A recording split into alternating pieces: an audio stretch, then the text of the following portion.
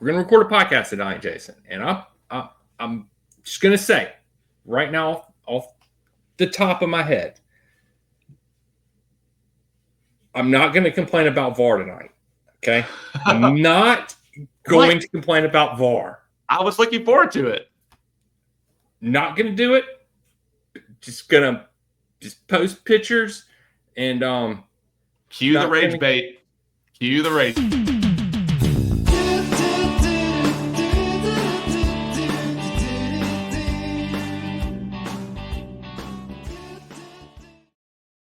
We're back, and we're going to try really hard not to talk about VAR tonight. But I'm Daniel, and he's Jason, and we're going to rage bait hard tonight. That's what we do on this podcast. How you doing, man? I'm good, man. Daniel and I had a lively discussion pre-pod. As we always do. As we always do.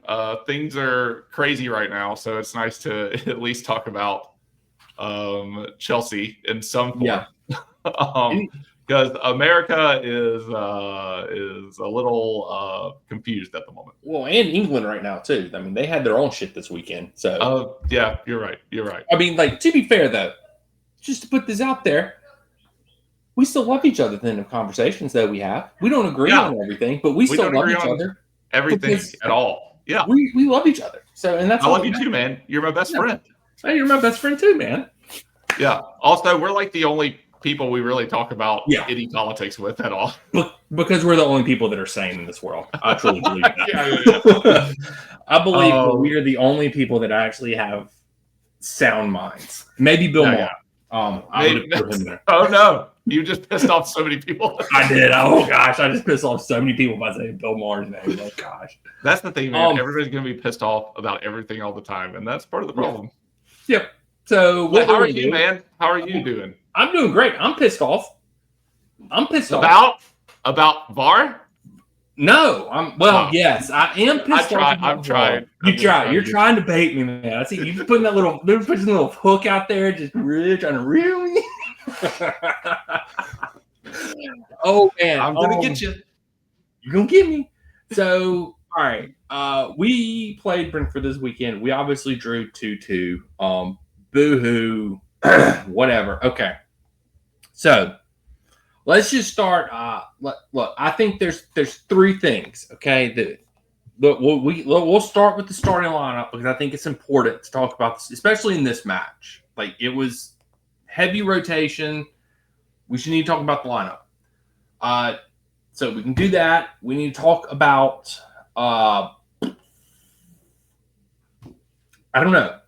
I mean, we can talk about VAR, but I want to talk about the players. I want to talk about coaching because we have problems that nobody is talking about. Well, some people are, but not everybody. And they just need to be addressed because Wednesday might be bad. Wednesday could be ugly. I'm just going to say. Full disclosure, I didn't get to watch this game because I was going on a date with my wife and we watched Downton Abbey. So I think the game ended right before our movie started. So anyway, that was disappointing because I thought we were on our way to win. It didn't anticipate a last-minute goal. So, but yeah, I would love to hear your thoughts on some of this because I am a bad fan and have not caught up. So we obviously rotated heavily with the lineup.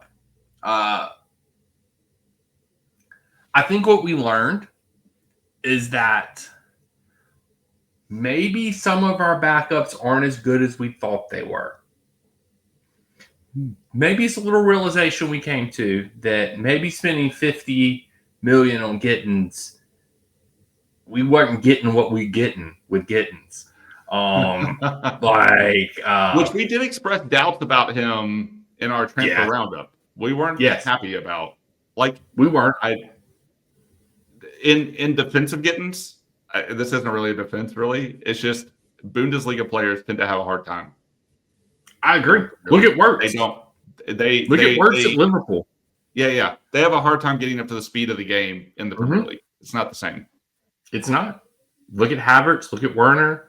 Look at Wirtz. Like, you spend big. Look, Nkunku didn't really fit in gel that well. We'll see what Sesko does at United. So far, not very good. Yeah. So, I mean, the best one this year has been the dude from that scored for Newcastle this weekend. The big 6'6" dude, whatever. I am so far behind, but I know who you're talking about. Yeah, we were in for him for like a hot second, and then Newcastle got him. But the point is, all right, back to Chelsea. So it was back line was Hato, Tosin, Chalaba, and then for some freaking reason, Wesley Fofana was playing right back. Is Gusto hurt? Did I miss something? Did I miss something in all this? I haven't heard that he's hurt. I am trying to look at like what because I just use Spot Mob now. He's not on the injury list. I don't know what happened. I mean, he was on the bench, but I don't know why he's not playing. I don't understand. Reese makes sense. Yeah. Like Reese not playing, I understand because Tuchel probably overplayed him. He started both matches for England in the international break. I wasn't a big fan of that, but I was really confused why Gusto didn't start or even play. Yeah. For fat, out of shape Wesley. Don't really know. Fat Fauna. That's what I'm going to start calling him now. Fat Fauna. I decided that during the match. Nickname is Fat Fauna. But yeah. Speaking of getting back up to speed of the game, Fofana is not there. Not there. No, not there yet. I think him and Enzo are on the same diet. It was a chubby diet over the off season or some shit. Enzo Caicedo pivot, Gittins on the left, João Pedro up top, Neto on the right. No, I'm not even going to try and pronounce the dude name from Brighton. The dude that started behind. What's his name, Jason? Help me out. Pronounce it. Huh? Sorry, I was looking at our lineup. Who are you talking about? Oh, Bonatti. Oh, Buonanotte. Buonanotte. There you go. See, I don't have that accent. Well, see, I thought he was Italian, so I don't know if that's actually how you say it. Sounds good to me. He was Italian just by the name, but I don't know. So he started. I would say this Buonanotte didn't look terrible. Looked pretty decent in the match. Gittins looked like shit. As per usual, why he starts every match, I don't know. Yeah, that's our Lord and Savior was out because of illness. Not really sure about that. Yes, very frustrating. Then Maresca decides not to put Gooey on the bench. Just leaves him out of the squad completely, even though he traveled. Doesn't make any sense. So we had no strikers. Apparently he wanted to give confidence to Tyreek George. Well, if you want to give confidence to Tyreek George, just start him over Gittins because it's a net neutral. Exactly. At bare minimum, it's a net neutral. Like, and you could have still brought Garnacho on at the end like you did. Like, that's fine. Whatever. So that, I don't know, man. Our defense just isn't good. Like, it is what it is at this point. It's not good. Tosin and Chalaba are both like quality backups in the Premier League. Yeah. Like, they're not starters. They should not be in partnership leading the Chelsea defense. Why? Yeah, I guess I don't understand why Fofana was all the way out to the right. I don't either. I mean, from I guess from a tactical standpoint, we technically play three at the back, but then whenever we are defending, he is a right back and he doesn't have the pace to keep up with the winger. But that's not how Brentford beat us. To be fair, that it's just a freaking long ball over the top. The same freaking thing that happened at Fulham happened in this match. I mean, just when it seemed like we were defending set pieces better and doing better on set pieces on our side, all it takes is one little thing. One long throw in. Yeah, that is kind of wild. That I don't know. How did Hato look Because he's rated really low on Thought Mob right now. Average? Not great. But he's not, like, and this is my problem with this, is like, I don't think Hato is an inverting left back. Like, just from watching it, I don't think that's what he is. Like, you didn't buy, it's not a like for like swap with Cucurella. Like, he's not going to be Cucurella. But like, if you're putting Hato in and he can't invert, then you've got to put Gusto in. Correct. And then you invert Gusto, which Gusto sucks at inverting too. He's not great, but like at least he's done it for a little while. True. That's fair. That's fair. He has done it. You can essentially have an entire different back line here. Because we did sub out, it looks like. Reese and Cucurella. Mm-hmm. Like, because we were losing. Yeah. Because we were sucking. We had to bring on Cole Palmer. But then it gets disappointing, though, that Chalobah and Tosin are going to be our center back pairing for the season, pretty much. And that's just really disappointing. And your other two options are Badiashile and Fofana. And Badiashile is still hurt. Yes. He's got a couple days, but he's still hurt. He's still hurt. And, I guess technically DCC's there. But we've seen that experiment before, and it's bad. Oh, God. So, yeah. The people that, like, the thing that pisses me off are the people that did not want us to sign a center back this summer. Right. Like, why didn't you? Like, we clearly needed somebody to go with Colwell. And then once Colwell went down, we really needed somebody to go with Colwell. And I know you'll go, Ansemino this, Sar that. Okay, well, they're out on freaking loan. They're not here this year. I don't know if either one of those is going to be the future of Chelsea's center back position or whatever however you want to say it. But what I do know is it's not Chalobah and it's not Tosin, and I can tell you because of the way that they lined up when we were defending the long header. Okay, so just skip to the end of the game because their first goal. It's on Tosin and Chalobah, or not Chalobah. It's on Tosin and Fofana mainly Tosin because he sucks and can't defend. It was the exact same play that happened against Fulham. So teams have learned how to attack us. Yeah. Then on a set piece, on a long throw in, mind you, they had two of them, Jason. And you said earlier you thought we were going to win. If you would have seen the first long throw in, you would have known something bad was about to happen because we defended it like shit, and literally the ball bounced in front of Bob and almost went in the goal. Now, it would not have counted because nobody touched it, but still, Bob had to literally save a throw-in because nobody touched it. Then you get to the second one, and for whatever freaking reason, I'm going to pull the picture back up. I know it's really tiny. I don't know how to make it bigger. I tried. But there's 5 freaking people at the front post. Yeah. Around 2 Brentford people. 5 of our people, Jason. 5. Yeah. There's nobody on the back post. Our set piece coach isn't getting any accolades this time around. No, there's nobody on the back post. This little doofus, Timu MJK Garnacho, doesn't mark his man. He's the one that freaking scores.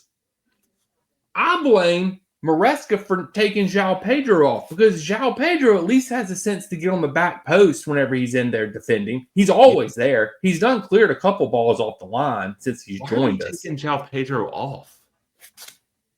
Well, according to reports, Jason, João Pedro told Maresca that if he wants him to play on Wednesday against Bayern Munich, he shouldn't play Saturday. He played in freaking Bolivia, which is like 25,000 feet above sea level. Exaggeration. It's way above sea level. It's like one of the worst places to play in South America. Their home record at Bolivia is ridiculously good because people can't breathe when they play there. So he was dead because he played 2 matches for Brazil. He was freaking puking in the first match. Then he comes and has to play this match because we have no other striker. Oh, wait, Right. we do, but we don't play him. We sit him on the freaking bench. Yeah. Or no, he's not even on the bench. He's not even in the squad. He didn't make the squad. And then we let a long throw in come in because we don't know how to line up. Professional athletes don't know how to line up against a long throw in. You know what? My daughter played soccer until like 2 years ago. You know what? There was somebody every time. It was a long throw in. It was a corner kick. There was always somebody on the freaking back post. Because you know why? That's where teams usually try to score. It happened on the first long throw in. We got lucky. Second one, not so much. Now, was there a giant ass push in the back? Absolutely should it have been a foul. Absolutely. But you know what? VAR doesn't care. They didn't want another Fulham fiasco happening. They didn't want another Chelsea got a call. Because you know what? VAR hates Chelsea. Because they couldn't have that. They couldn't make the right call. Maybe there was offsides. I would say the push in the back is more egregious. I think I sent you the video earlier today of the push in the back. Pretty bad. Yeah, it's a two-handed push and takes out two people. Right. But that doesn't excuse the fact that we had 5 people at the front post, nobody on the back post, and Garnacho sleeping in his Temu sleeping bag out there on the freaking pitch. I already hate Garnacho even more.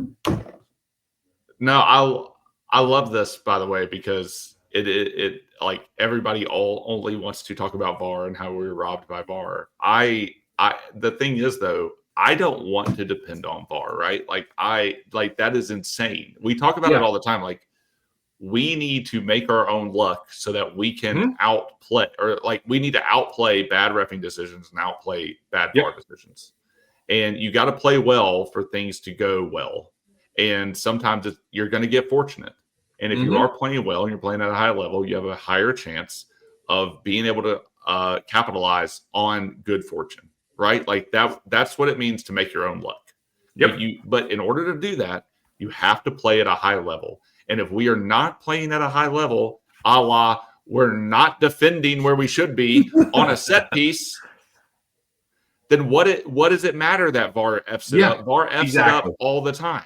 Like we can outplay VAR. Why are we not outplaying VAR? Like, so I'm putting your point into my own frustrated words here. But like I'm just saying that I agree with you. I think you are looking at this the correct way. And like I don't even think you need to be rage baited in talking about VAR, because VAR doesn't need to play a factor in these games in the way that we're letting them play a factor, and they don't need to play a factor in how we feel about it afterward, with everything that you're saying being the more important things that we need to talk about. Yeah. And that's the thing, is like we could sit here and I can make arguments for VAR all night that should have been offsides. It's a two-handed push in the back. Yeah, are all those points accurate? Yes. But the more pressing issues is, like you said, we can't count on VAR. So we have to do better. So what can we do better with? Maybe the way we line up with set pieces. Maybe the way we defend in general. Because now we've had a goal scored on us. One, albeit taken away by VAR. The other one, although it was Fulham's goal of the month, even though it wasn't a freaking goal. That says more about Fulham than anything. It really does. It really does. But, and then they scored a goal the exact same way against us. So clearly, teams know now how to attack us. It's literally just lob a long ball through our center backs, and you'll probably get, because earlier in the match, like before they scored their goal, there was a point where they did essentially the same thing. They played a long ball over the top, and the guy was essentially, there was 2 guys, because they were playing with 2 strikers, so there was 2 guys. One was splitting Chalobah and Tosin, and the other one was running behind Chalobah. And instead of Tosin calling for the ball, because it was coming to the guy in the middle, Chalobah comes across and tries to head it away, leaving his man alone. So it didn't happen, but if either Chalobah misplays the header, misses the header, or the Brentford guy flicks it on, there's a guy wide open. because there's no communication between our center backs. It was Tosin's ball all day long, and Chalobah got out of position. It's just infuriating because it's little things like that make the difference in you keeping clean sheets and winning matches and not winning matches. Gummit, Caicedo scored a freaking banger. Caicedo doesn't score ever. When Caicedo scores, we should win. It should just be a thing. I know. But no. That's crazy. The freaking defense screwed it up for Caicedo. That is crazy. And, I mean, not to mention, Palmer missed about 2 or 3 more chances. He probably should have had a hat trick just in the little bit of time he was in there. Yeah. Really bad shots. He deserves to be a little rusty. I mean, fair. I mean, he apparently has a hurt groin, so whatever. I don't know. The problem is like, yes, we can blame VAR, but we have other issues. Maybe our backups aren't as good as we thought they were, Jason. Maybe our depth isn't that good. Maybe there's a couple people in there. Yeah. But maybe all of them aren't that great. It is really frustrating because on paper, Gittins is not a bad signing, and Hato is not a bad signing. I don't know anything about Buonanotte, and I didn't want Garnacho. Fair. Esteval, great signing. Yes. Esteval, arguably great. Yeah. João Pedro, pretty great.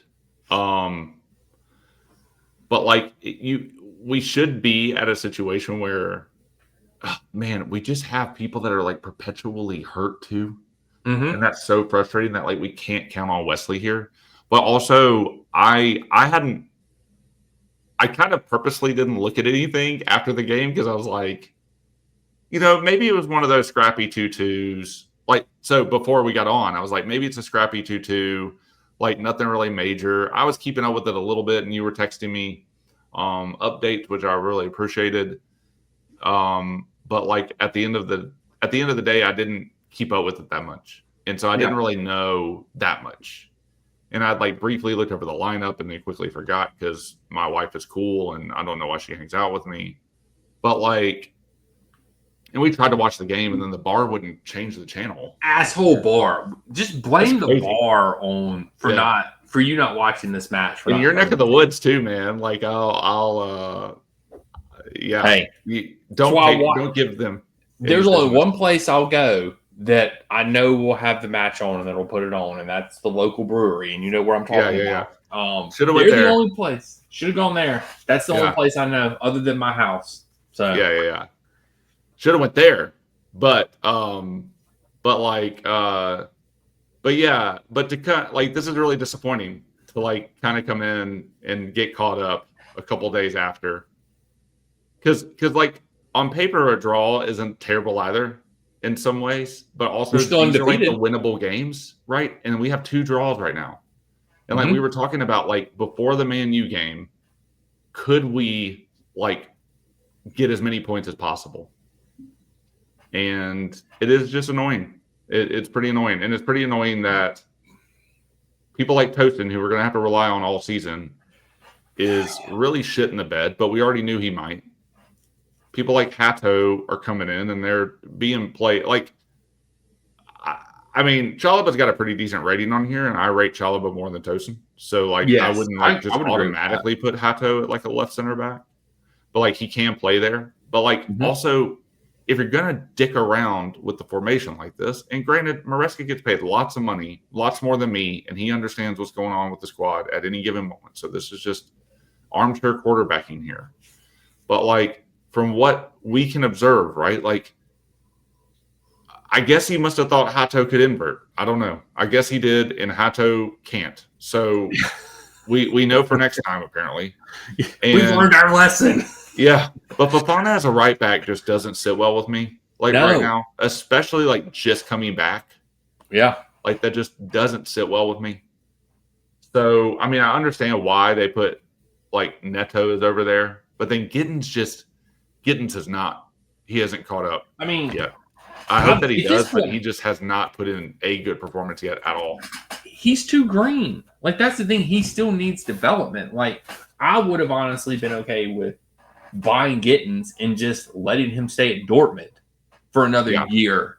Like, that would have, I think, been better. Like, what we're doing with Quinde right now. Like, we bought Quinde, but he's staying at Sporting for another year. Right. Like, we bought Mega, whatever his name is, from Strasbourg, and that's a whole ordeal that's taken a life of its own. And he's coming to Chelsea next year, but we're letting him stay at Strasbourg for another year. Like, and I get it. We wanted depth, but you literally just bought Garnacho. You have the best up-and-coming superstar in the world.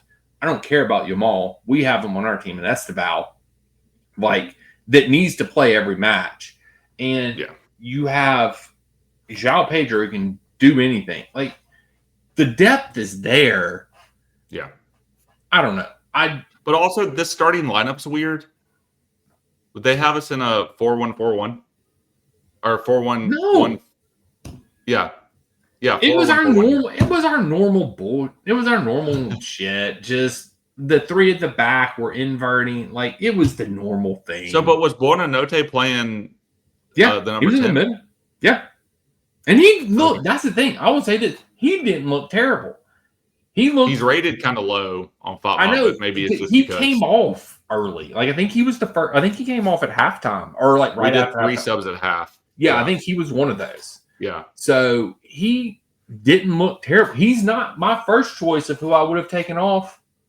Like, but when you bring Palmer on, you sort of had to take him off because exactly. Like, it made sense. I would have preferred we taking João Pedro out because of Wednesday, and like that's my thing. It's like this lineup. I mean, you realize this might be the same lineup that we trot out in Old Trafford next weekend.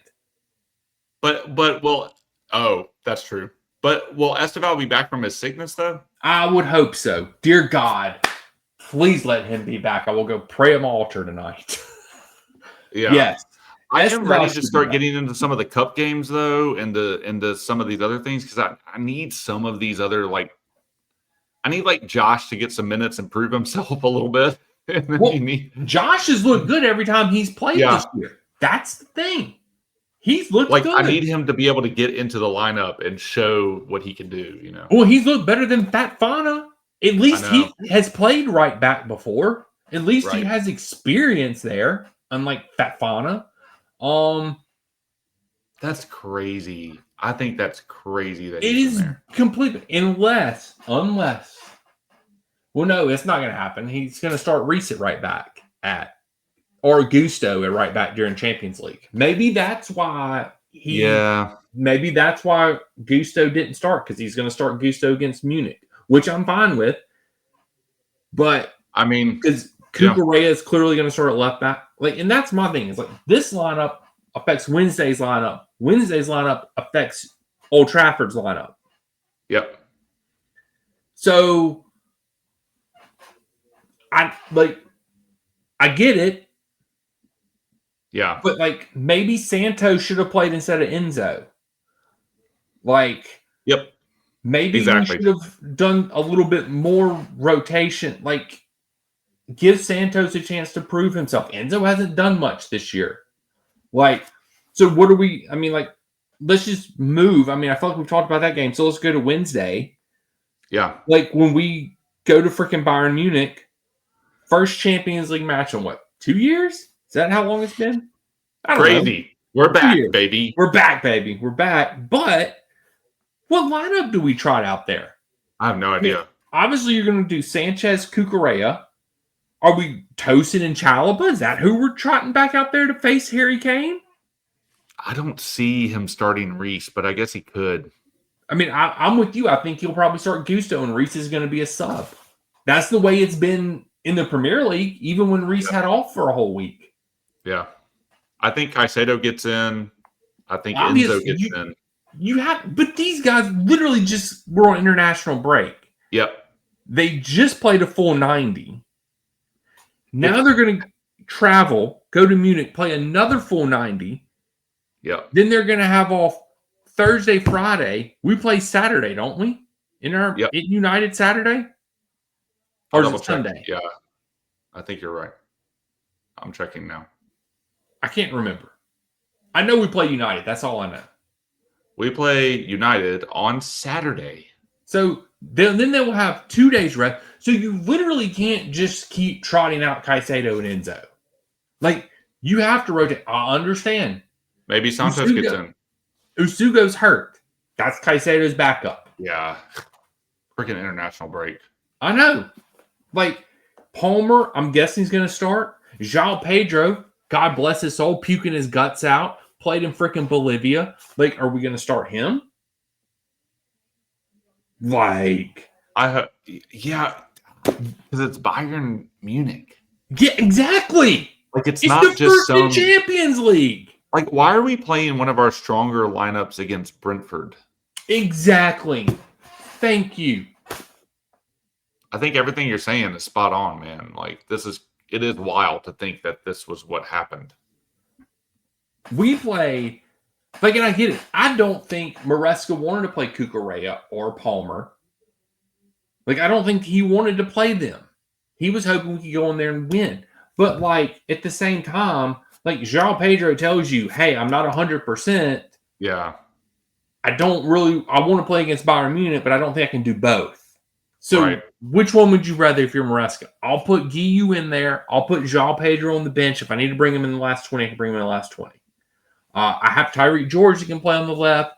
I have Neto. Neto freaking just played for Portugal. Flies back. Starts playing for us right away. Yeah. So we're going to have we played Saturday. So that's Sunday, Monday, Tuesday. So 3 days rest. So we're going to have 3 matches in 7 days. This is what Maresca didn't have to do that much last season, right? Because he was doing full rotations of the squad. Because we're in the freaking conference league. Yeah, exactly. And we could just walk it. Exactly. And we talked about how that worked to our advantage at the time. Yes. I think it did. And it was great. It was great that we had that because we were able to do that. But, like, his game management over these, starting with this one, is not looking great at the moment. And so we're literally watching Maresca learn how to do this as it happens, which is sad, scary and infuriating. Yeah. And it's definitely scary. Yeah. Yeah. It's all those things. Like, because, like, he doesn't honestly, like, because, I mean, last year's, I mean, let's just call it what it is. It's not really rotating the squad. We have an A team and we have a B team.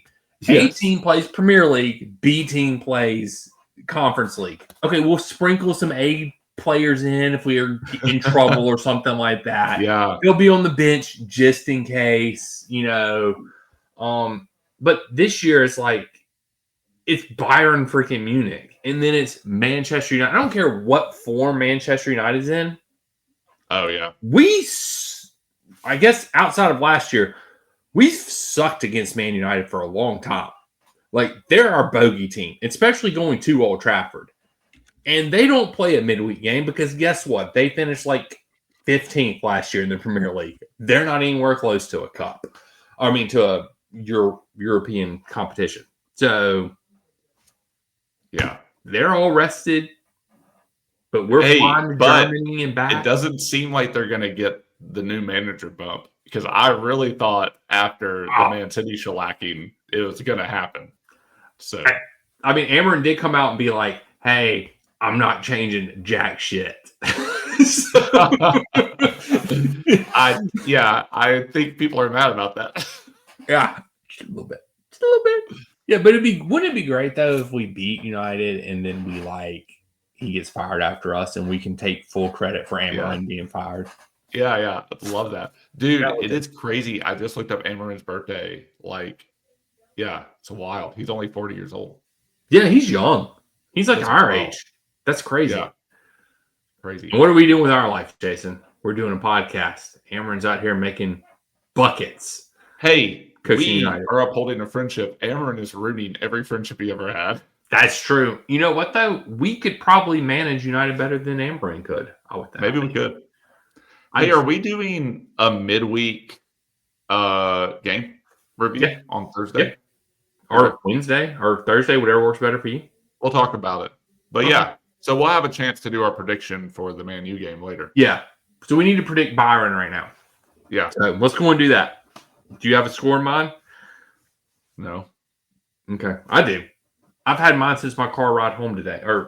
Wow. Okay. I'm gonna go with one, but I think you're gonna run away with the prediction game because you actually got the Brentford prediction correct. I don't know if it's in the way you wanted to get it correct, but you got it correct. And I was like overly confident. So I didn't even think about it until you mentioned it when I was texting you, and I was like, "Dadgummit, Brentford scored." And you're like, "Well, at least your prediction's right." And I was like, "Damn it, Jason!" I'm like not even. Yeah, I feel so far out of my depth now because I don't know what's about to happen. So I got one, but who knows? Jason is crossing his fingers and hoping that we have a shirt sponsor by Saturday. So mine's not looking too bright for Wednesday. So no, I mean Graham Potter still somehow has his job, and he does. Sponsor. I don't know how that. I don't know how Graham Potter was not the. Oh, I know because Nottingham Forest's owner's an asshole. That's how I know. Yeah. I do know that. That's irrelevant. You're going to go out and hire Pasta Kaglu. Yeah, that's a big upgrade. Like, yeah. Mm-hmm. Okay. Anyway, let's make our predictions for Bayern Munich. We're going to Bayern Munich on Wednesday. We return to the Champions League after being absent for 2 years.